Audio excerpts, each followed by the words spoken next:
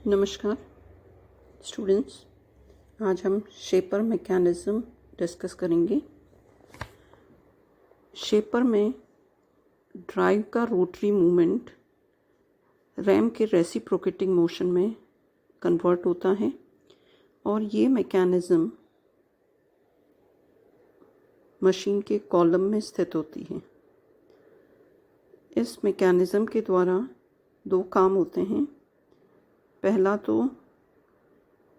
Drive की rotary movement RAM की reciprocating movement में कन्वर्ट होती हैं और दूसरा, जैसा कि हमें पता है कि किसी भी स्टैंडर्ड शेपर में मेटल फॉरवर्ड स्ट्रोक में कट होता है और रिटर्न स्ट्रोक आइडल जाता है, खाली जाता है। यानी कटिंग जो है एक ही स्ट्रोक में हो रही है, दूसरे स्ट्रोक में कटिंग नहीं होती है। तो जब मशीनिंग टाइम रिड्यूस करना हो, उसको कम करना हो, तो ज़रूरी है कि रिटर्न स्ट्रोक में लगने वाले टाइम को कम कर दिया जाए, क्योंकि वो आइडल टाइम है, इसलिए उसको उस स्ट्रोक का टाइम कम किया जा सकता है।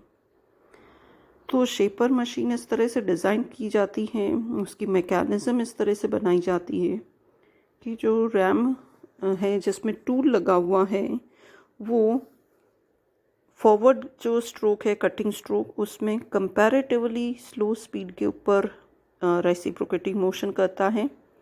और ये स्पीड डिपेंड करती है कि किस तरह का मटेरियल कट कर रहा है और अदर हमारी मशीनिंग कंडीशंस क्या हैं, उस आधार पर इसकी फॉरवर्ड कटिंग स्ट्रोक की स्पीड रखी जाती है। और आइडल स्ट्रोक जो होता है, रिटर्न स्ट्रोक, उस स्ट्रोक में रैम जो है that moves eight comparatively faster speed.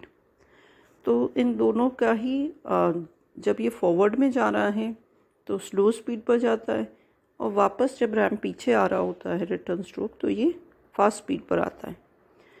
तो ये सेकंड मैकेनिज़्म है जो कि मशीन के कॉलम में स्थित है। तो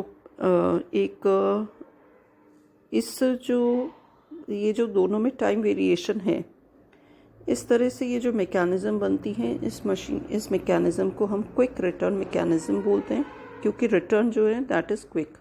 तो ये क्विक रिटर्न मैकेनिज़्म कहलाती है। तो दो मैकेनिज़्म मशीन के अंदर है, रेसिप्रोकेटिंग मूवमेंट रैम को देने की, और दूसरा क्विक रिटर्न मैकेनिज़्म। इन दोनों ही मैकेनिज़म्स को ऑब्टेन करने के लिए तीन तरीके हैं, तीन मैकेनिज़म्स हैं। पहली crank and slotted link mechanism, दूसरी विटवर्थ क्विक रिटर्न मैकेनिज़्म, और तीसरी हाइड्रोलिक शेपर मैकेनिज़्म। आज हम crank and slotted link mechanism discuss करेंगे। तो क्रैंक एंड स्लॉटेड मैकेनिज़्म में ये फिगर हमको दिख रहा है। इसमें सबसे पहले 1 नंबर पर ड्राइविंग पिनियन लिखा दिख रहा है। 1 नंबर इज़ ड्राइविंग पिनियन। ये एक ऐसा छोटा गियर है जो कि जिसको मोशन मोटर से मिलता है या ओवरहेड लाइन शाफ्ट के द्वारा इसको मोशन मिलता है। तो जैसा लेथ में था, यहाँ पर भी स्पीड कंट्रोल करने की मैकेनिज़्म है। यानी हम बेल्ट ड्राइव के द्वारा या गियर मैकेनिज़्म के द्वारा ड्राइविंग पिनियन को अलग अलग स्पीड्स पर रोटेट कर सकते हैं। इस ड्राइविंग पिनियन से मोशन ट्रांसमिट होता है एक बहुत बड़े से गियर में, जिसको नाम दिया गया है बुल गियर, और ये लिखा हुआ है 14 नंबर पर। 14 नंबर इज़ बुल गियर। तो ये वो बड़ा गियर है जो कि नंबर 1 पिनियन से कनेक्टेड है। तो मोशन ट्रांसमिट हो रहा है ड्राइविंग पिनियन से बुल गियर पर। इस बुल गियर के सेंटर में 16 नंबर का क्रैंक लिखा हुआ है। तो ये 16 नंबर का जो क्रैंक है, ये बुल गियर के सेंटर में बोल्ट किया हुआ होता है, और इस क्रैंक को रेडियल स्लाइड भी कहते हैं। इसके अंदर एक स्लाइडिंग ब्लॉक लगा हुआ होता है जो कि फिगर में दिख रहा है 12 नंबर पर। इसके ऊपर जो क्रैंक है उसके ऊपर ये बुल गियर के सेंटर से जुड़ा रहता है, बोल्ट किया हुआ होता है, और इसके ऊपर एक स्लाइडिंग ब्लॉक लगा रहता है जिसके अंदर क्रैंक पिन जो कि 11 नंबर लिखा हुआ है वो इस स्लाइडिंग ब्लॉक के ऊपर फिट की हुई होती है। इस स्लाइडिंग जब जैसे ही बुल गियर रोटेट करेगा वैसे ही ये क्रैंक पिन जो है 11 नंबर की, ये भी यूनिफॉर्म स्पीड के साथ उस बुल गियर के साथ में रिवॉल्व करने लग जाती है। इसके ऊपर स्लाइडिंग ब्लॉक जो 12 लगा हुआ है और उसके ऊपर क्रैंक पिन 11 लगी हुई है, ये दोनों ही एक स्लॉटेड लिंक के अंदर फिट किए हुए होते हैं। तो ये स्लॉटेड लिंक दिख रही है 9 नंबर पर। तो स्लाइडिंग ब्लॉक और क्रैंक पिन, उसके ऊपर लगी हुई क्रैंक पिन, ये एक लिंक में फिटेड होती है और वो लिंक को हम स्लॉटेड लिंक बोलते हैं क्योंकि उसके अंदर एक बहुत बड़ा स्लॉट बना हुआ है, एक ग्रूव बना हुआ है, एक स्लॉट बना हुआ है, तो इसलिए ये स्लॉटेड लिंक कहलाती है। इन दोनों को ही एक स्लॉटेड लिंक में फिट कर दिया गया है। ये स्लॉटेड लिंक को हम रॉकर आर्म भी बोलते हैं और इसका जो एक सिरा है, इसका जो बॉटम पार्ट है, वो कॉलम के फ्रेम से अटैच्ड होता है, वहाँ पर इसकी पिवटिंग की जाती है। It is pivoted at the frame of the column.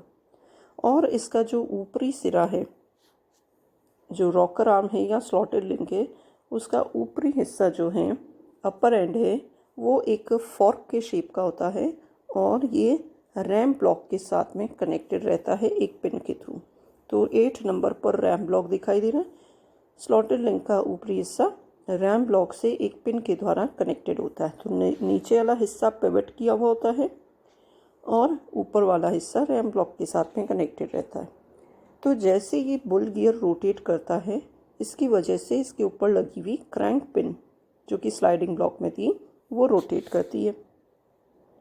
तो ये क्रैंक पिन रोटेट होने से जो स्लाइडिंग ब्लॉक इसके ऊपर लगा हुआ है, वो एक क्रैंक पिन सर्कल में रिवॉल्व होने लगता है।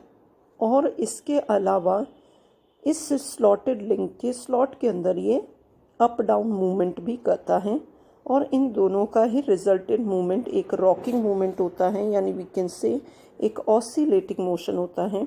और फाइनली ये कुछ इस तरह से रॉकिंग मूवमेंट इधर और इधर, ये रॉकिंग मूवमेंट करने लगता है, एक ऑसिलेटिंग मूवमेंट करने लगता है, जो कि रैम में कम्युनिकेट होता है, रैम तक पहुंचता है।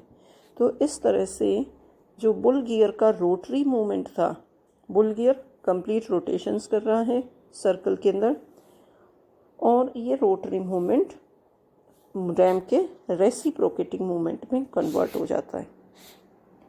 तो ये हुई हमारी एक crank and slotted link mechanism, जिसमें रोटरी मूवमेंट जो है रेसिप्रोकेटिंग मूवमेंट में कन्वर्ट हो रहा है। Thank you.